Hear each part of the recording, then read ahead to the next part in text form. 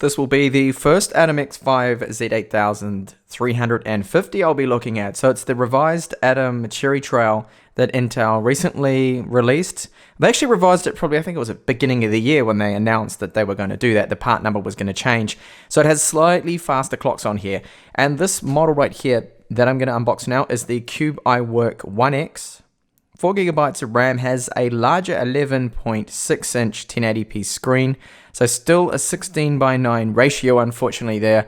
It has a keyboard, but it's not actually out at the moment. Now I got this one here from GearBest. You'll see that I've actually already opened the box, or cut the side open, because I wasn't too sure whether this was the GPD Wind, which is a Atom gaming laptop. Well, it's not even a laptop, an Atom gaming handheld gaming device. I thought it could have been that, but that's coming tomorrow. So today is this one right here. Okay, now the other specs of the device, they should be displayed right now on the screen. So you can see pretty standard. We've got wireless in, Bluetooth 4, and this is just Windows 10 for now. Now why I say for now is because I saw recently that on GearBest, they've actually listed now a dual boot model. For some reason, Cube does that. They send out, or just released first, Windows only, and then later on down the line, they decide that, oh yeah, we'll make a dual boot version as well, because our competitors are also doing that. I can see it has actually already been opened. They've just taped it up. That's normally their quality control checks. This is very common. It kind of gives it almost like a used feel sometimes. And a lot of people do say that when they get the tablets, they go, oh, it's already been opened. And, well, they turn it on to make sure everything's working. Not that I'm defending them, but I kind of think they really do have to do that, because the quality control on these cheaper tablets isn't as good. So pre-applied screen protector, that's just outlining some of those specs along there. A front 2-megapixel webcam, no webcam on the rear. That actually feels like it's plastic, and because of the weight of it, I can pretty much say for certain that yes, that is a plastic housing they've put on this. So buttons along the top here, we do have them in metal. So power on, volume up and down, obviously. Nothing on the right side apart from a speaker grill, so it does at least have stereo separation. Here's the 5 pogo pin ports there on the bottom. The 2 slots there for the docking of the tablet, so it slots into that, and you will be able to flip it around and use it the other way too. So the second loudspeaker, micro SD card slot, USB 3 port, full size. That is really good to see. I hate the latest trend that's been happening, as people have been dropping the full size ports on there for some reason, like Chewy. So it's good to see that's come back. Micro USB 2 there. That will probably just be for charging, maybe also for data. I will check that out. And of course a micro HDMI 3.5mm headphone jack. So before I power that on, I just want to have a look and see what else is in the box. So they don't include a charger, but most people should have a mobile charger, USB charger, which will be used for that. So there's the micro USB 2 cable, and all of this is the typical stuff we get that really means nothing to most of us who don't understand. Oh, okay, sorry. It is in English, because normally I thought it was just all Chinese. So Chinese and English. The rest of the stuff is just some VIP quality control check card, pass 1. So that's good to see that they have at least done their own quality control checks and not just the retailer. So just get all this out of the way. Get that screen protector off, of course. Otherwise, we're going to have a very hazy looking image.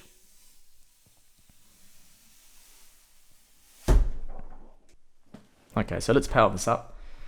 So it does have a screen protector below. No, just glass. Okay. Normally there is a first layer you just peel off, which I just peeled off now.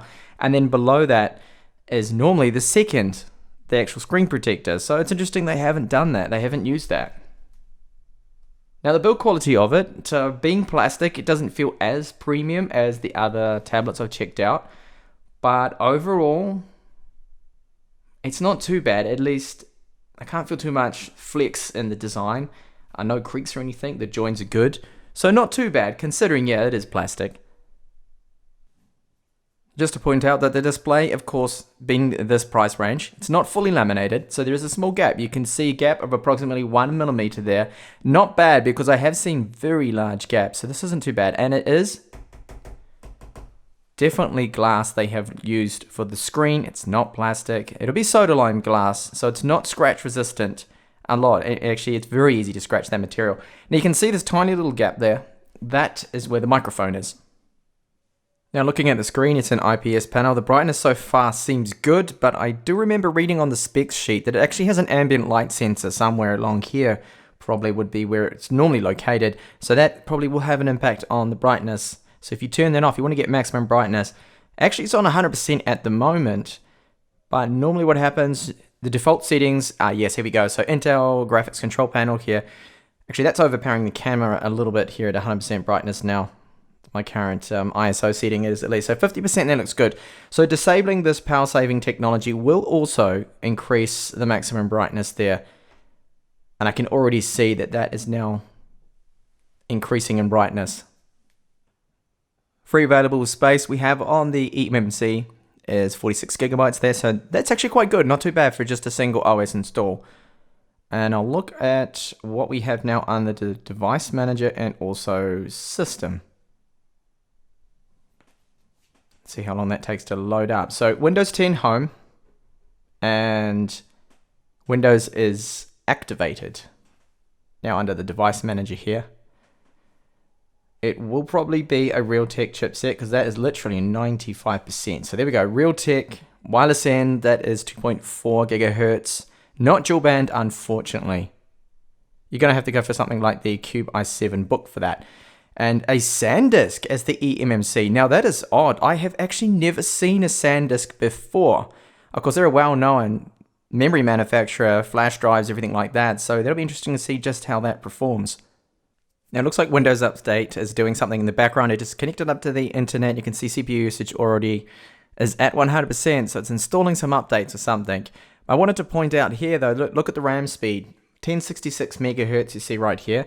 Now this chipset can support 1600 and we used to always see the RAM clocked at 1600, but for some reason recently, I think it's to extend battery life, manufacturers have been setting that now to 1066. I will test out later on if I can go into the BIOS and set that to 1600, which also can be quite risky because some BIOSes we could end up bricking the tablet because what could happen is it won't actually boot, it will fail.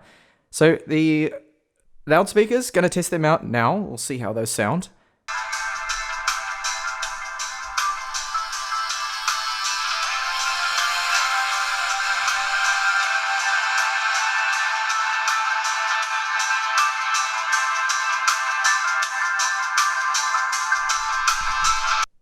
Alright, so they have some volume to them, plenty of treble, tiny little bit of mids and stuff on there, but they have very tinny sounding speakers. There's like zero bass on them. So the typical cheaper tablet or laptop sounding speakers, they're not very good. You'll probably be wanting to use the 3.5mm headphone socket there the whole time. And to test out the USB ports with a very simple basic test that you'll be surprised that so many seem to fail. So first I'm going to try the USB 2 port on there, the micro USB 2 port. See if that is going to work. Looking good. And there we go. Yes, that is going to work. I can access my files here. So on to now the full-size USB 3 port. Will that power an external hard drive? But there it is, my passport. And yes, that's going to work. I'm just going to drag a large 4K video over to the desktop. Why would that harm my desktop? Why is Windows saying that? And check these speeds. That actually seems really quick. So that will be full. Yeah, there we go. 100 megabytes per second. That's full USB 3 speeds. Here's the front-facing webcam. It looks okay, the quality, because I've got bright lights on at the moment, but in dimly lit environment, I don't know how well that's going to cope, but I can see that we can at least record 720p video at 30 frames per second, which is good because a lot of these front-facing cameras are only 480, like VGA resolution, and not so good. Frame rate looks 30 frames per second to me. So it seems I was wrong here when I mentioned that it had an ambient light sensor, because there would be an option here to turn it off under power, even though the advanced settings does have the adaptive brightness there, which I can turn on and off, but it didn't seem to make any difference. So I don't actually think this model has an ambient light sensor there. But once you disable that Intel power display setting there, power saving display, then you can crank that brightness right up, and it seems reasonably bright to me, but I will measure that in the full review. And one more little test here that others do fail is a 120 gigabyte card. Will it read it? It should. So just plug that in. Yes, that is now accessible, so that's good. It can read at least my larger card here.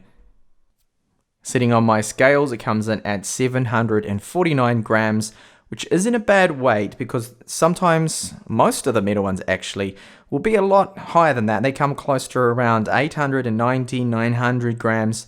So there is some savings in weight there, the fact that they've used a plastic body on this model.